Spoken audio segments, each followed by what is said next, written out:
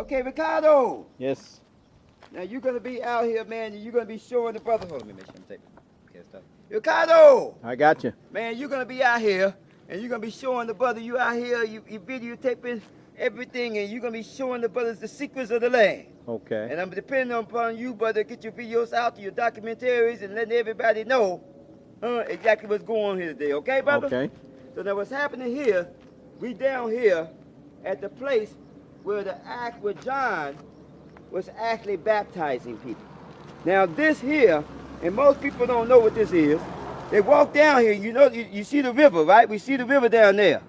But this square here is actually the mikvah that John the Baptist, where people was coming out in the wilderness. You see this wilderness we in? Yeah. And this was the mikvah that John the Baptist and people was actually coming out baptizing.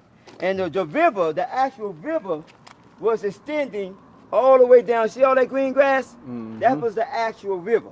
Okay. You see, now people saw the little stream that's left, but they haven't seen the actual. This is we're going to show you the actual water now. Even now, it's being taken from the top of there, and that water used to run down here, and you can see here. Let's pull you over here for a second. You can see here where the water would run down. Point to it from Ricardo. There you go. Boy, see here? Yep. Just run it all the way through on how the water would run down from that top. You see, there you go. And just go straight down this little area here. Right down into the mikvah. That's how it would fill up, right in here. And see, I done brought a lot of people down here a lot of times, and every time I come down here, I try to have a little bit more, but I saved that treasure for you, Ricardo. Hallelujah. Look. Hallelujah. You brought my family down here for us to be emerged for this specific holy day. No, nobody else was thinking about the chief.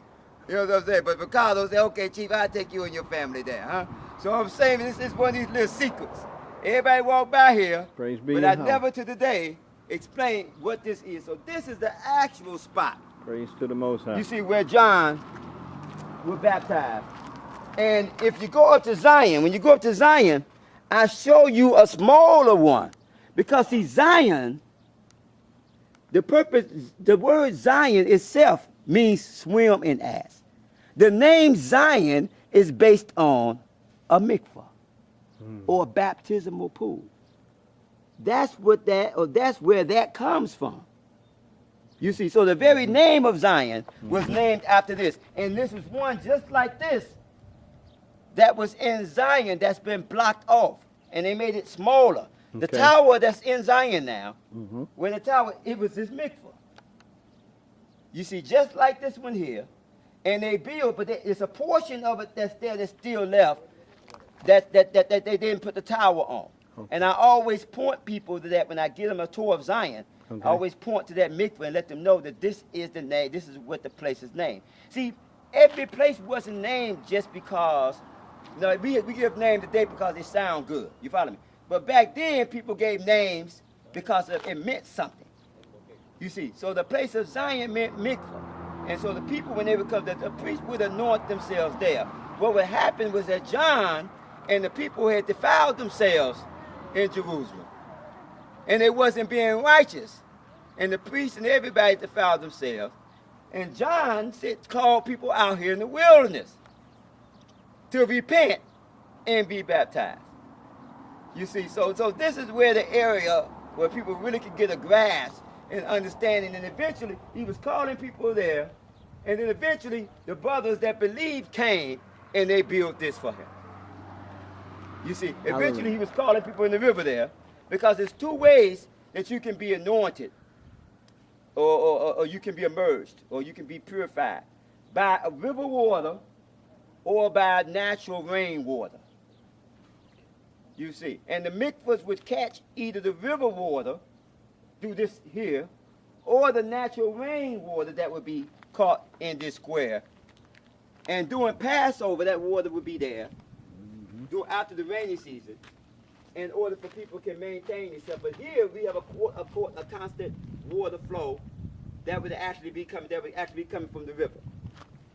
Okay, so let's go on down there. Let's go down there. Let me get you, and brother, this is the actual river, and the whole thing, this whole valley here, they call it the Jordan River. Because all of this here is a part of what's called the Rift Valley. The word Rift Valley, that's what we call it today. But the ancient people used to call it descent. And that descent was we call Jordan today. So this is one of the rivers in the Jordan. And this is where John, because he came out in the wilderness baptizing people. And what was happening, he was baptizing. As we go down here, you're going to see the cave and the area where all the water is flowing out of.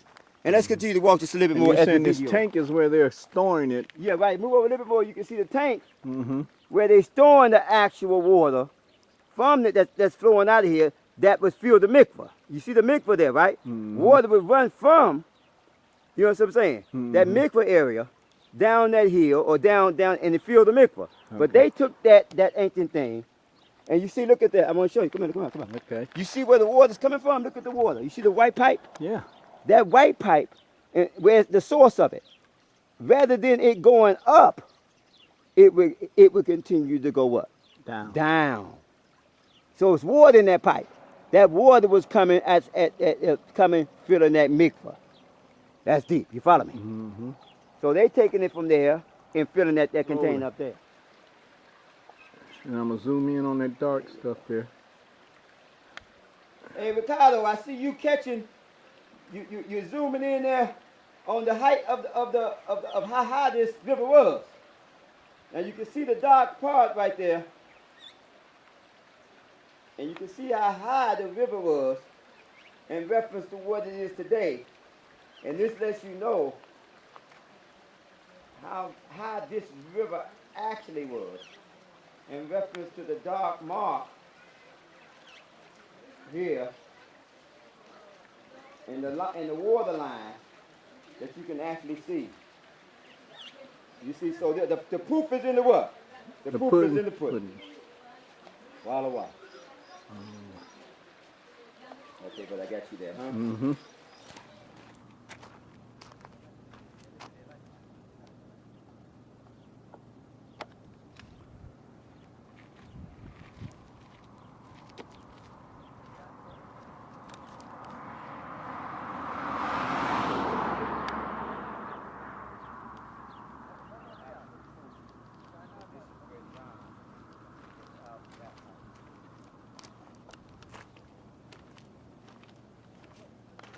The actual proof of this is where John was out baptized.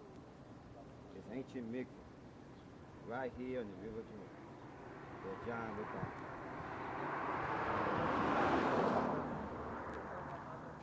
baptized. And then I'm gonna pan over. You see both of them. Yeah, because we're showing the river here and the mikvah and how they connected. Zoom in a little here. Zoom back out, and then zoom down to the river. And then zoom back out. Then pan across and see where the river's going. Yep. Big enough for here, for John to be baptizing, and then later for this mikvah to be built. You understand what I'm saying? For the purpose of baptism. Right. You see, so now now according to the scriptures in the book of Ezekiel, the water is going to flow through here again, and it's going to flow all the way out to the other side. Let's step on this side here. Let's see if Oh yeah, yeah. Now in the book of Ezekiel, it talks about how the water is going to flow from the house of God down through here, off into the salt sea, and it makes a statement how this part of the sea will not be healed. But it says the other part will be healed. So it's two parts of this salt sea. You got a river, this river flowing into here. And then you got the other part of the river that's flowing down from the house, down past Masada into the other side. Unbelievable. Hallelujah. So now we got the whole... That must be meant for you to know it. So that's why, now you see here, the brother was asking... water here. What's going on here? I was saying to them that the water, you see that pipe there? That pipe is going all the way back to the source. As you guys see it, you look on the side of the wall. As you go back again, you're gonna see those water pipes. There's two of them. You see, this is one right here, right now. And what's going to happen, that pipe there goes all the way back to the source and it's going up into that water container. What's going on? Stop. Shalom. Because what happens Good to see is you. that they sell it at one and they also use this what supplies dinner. that whole town over there. Wife's gonna be But the key, excited. this is the secret. Right here. Watch the rail, it's hot. This is the secret, guys. Now you see the source. You guys get over here. This is the source. Walk that source for me, brother. Walk that. See the one? Walk that. It's going to take you back where that white pipe. Stop. So that was the original ancient source to fill this.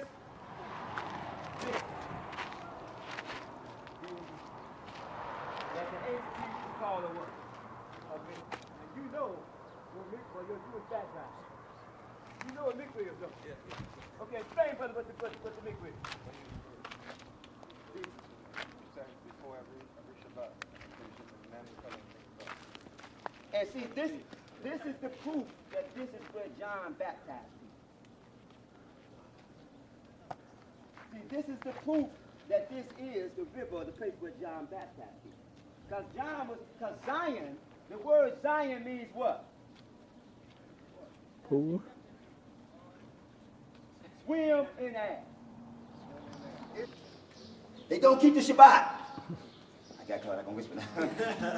you can tell the Edomite, Bukashem, my friend, Bukashem. You can tell. Well, you can always tell the Edomites because they don't keep the Torah. They hate the Torah. You know how The they Jews fight love the Torah.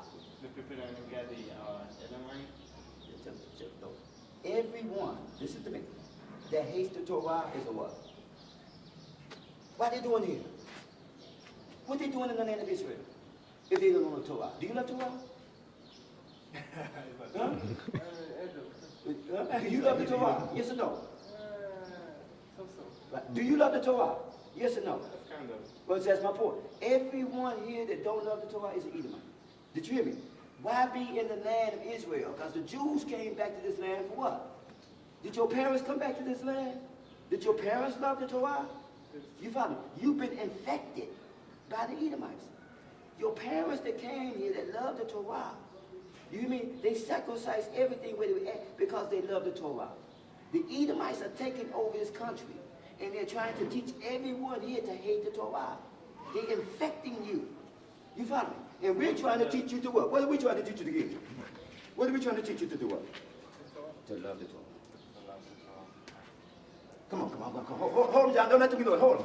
I want you to guys kiss the Torah before me. Hold on.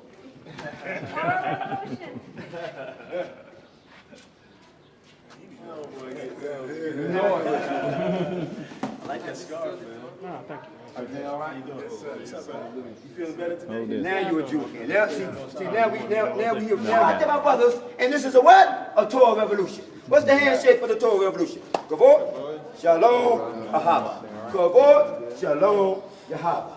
Go out there, man. Everyone gonna love the Torah again. Go, my soldiers, my brothers. Go with the Torah revolution. Go and love. Shabbat shalom, my friend. Go in peace.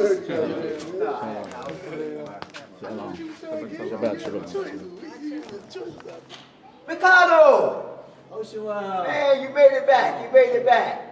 Well, man, I saw the special that you put out when you was telling people about the community up here and what we did. What did you call that? It was a really interesting name you called it. You know what you called it? Know who you are. Know who you are. Know who you are. Unbelievable. I think we should know who we are. Well, I think you came back up this time because you know this is our 50th anniversary in the land. Correct. And what was you saying? This is your 50th, this is your what anniversary? 37. Wedding, marriage anniversary. Unbelievable. Congratulations, homegirl. You don't let me touch you, but I be like this, you know. But the point is that we just had, we end right now our 50th year anniversary. And I'm so happy you came up to catch this, to document this, because the whole community that's here came out of the Israelite Bible. And you have roots in that through the brother Bowie. You see, and you familiar with the brother Lonnie, that was the Israelite Bible class in Chicago. You see, so it's wonderful for you to be up to take this message back to the brother. Okay. You see, because what then happened originally, and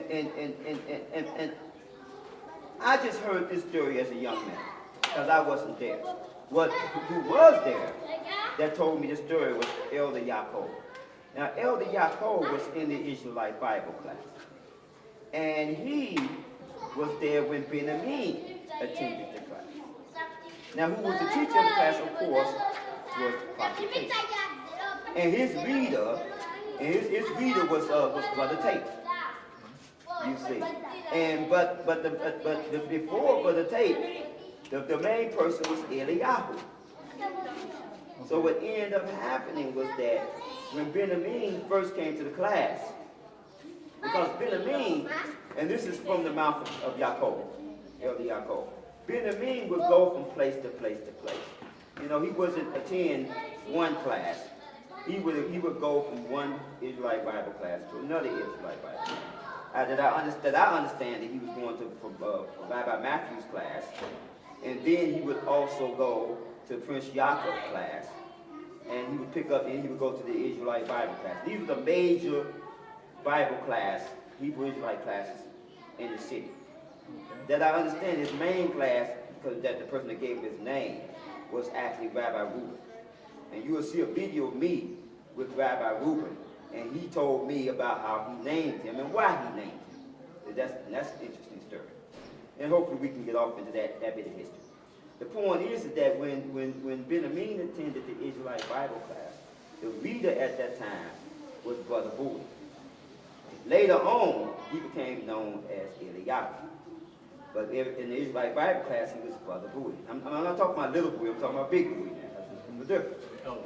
So what ends up happening was that when Ben-Amin first attends the class, he comes from Rabbi Reuben, and he has this Jewish type of mentality.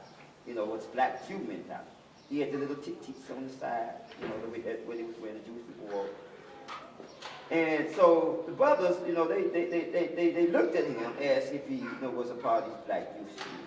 Okay. So as Elder Casey was teaching, he started talking about the ancient Hebrew language.